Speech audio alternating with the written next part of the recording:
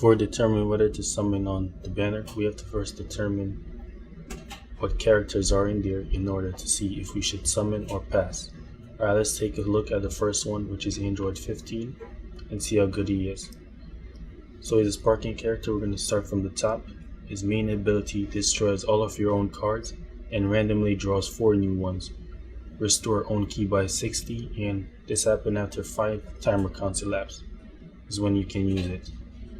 His unique abilities are reduce damage received by 25% until combo ends when changing cover, and plus 20 to damage inflicted by allies for 15 timer counts, and minus 5 to strike and blast arts of allied tag android for 10 timer counts when this character is switched to standby. He also nullifies his own abnormal conditions, which most of the cyborgs androids are getting, meaning the ones that are mostly robotic. Draw a special arts card next when this character enters the battlefield, which activates twice. Okay.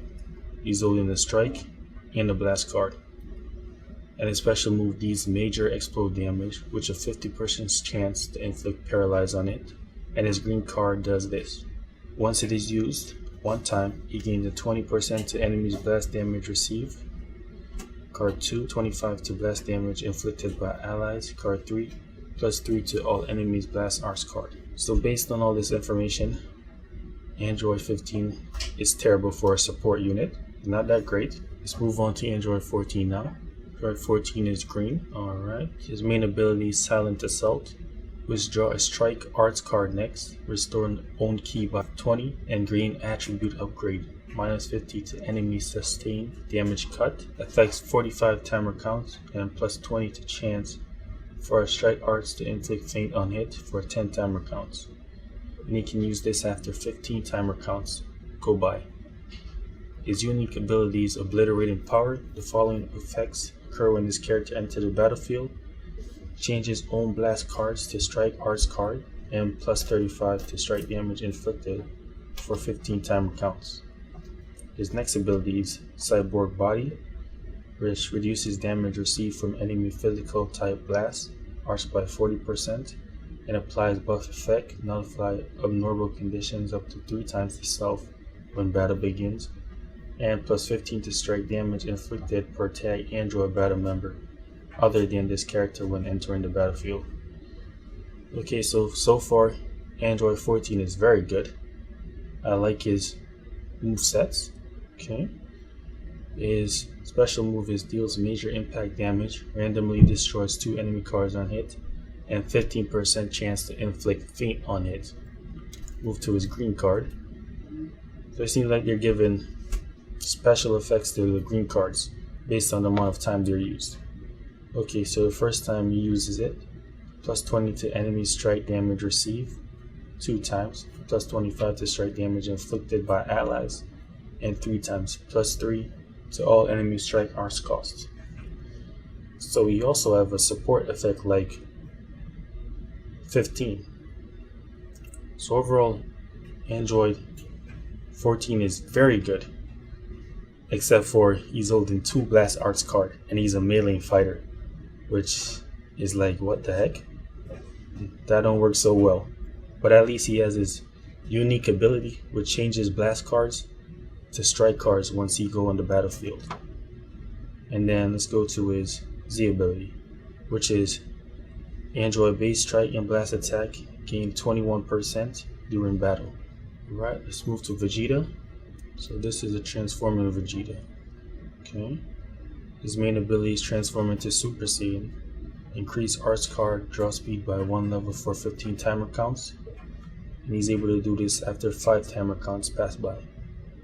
His unique ability is 10% to special move damage inflicted for 10 timer counts upon using a strike arts card.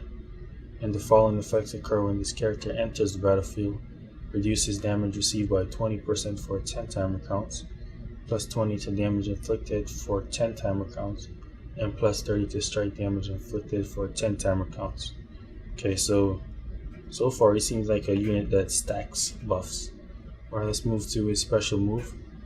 Deals major impact damage, restores own health by 10% on hit, and blasts armor when charging forward. Okay, that's good. Screen card plus 20 to strike damage inflicted for 15 timer counts, and changes old blast arts to strike arts cards. And he's holding 2 strike cards. For a melee fighter, this is the ideal situation, in my opinion. Alright, let's move to his Z ability. So Vegeta family base strike attack gain a 17% during battle. His unique ability changes into when he transforms.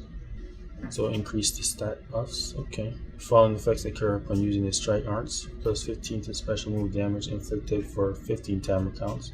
Minus 5 to own special move arts for 15 timer counts.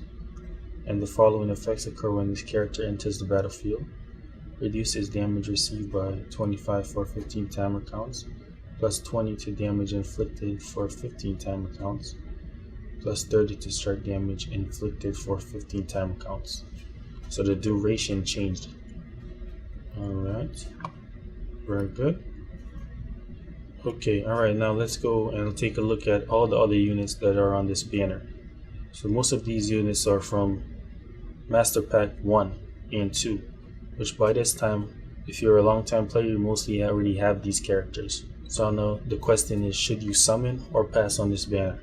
Alright, based on these units, let's go in the order of who's the best. Transforming Vegeta is first, then Android 14, then Android 15. Android 15 is garbage. Alright, but my favorite character so far is Android 14. And I would say based on all these abilities, these characters are not worth spending multi-summons on. But if you do have those 20 daily chrono crystals, it's definitely worth it. And good luck to y'all, and I hope you all enjoy. Thank you very much for watching, and have a good one.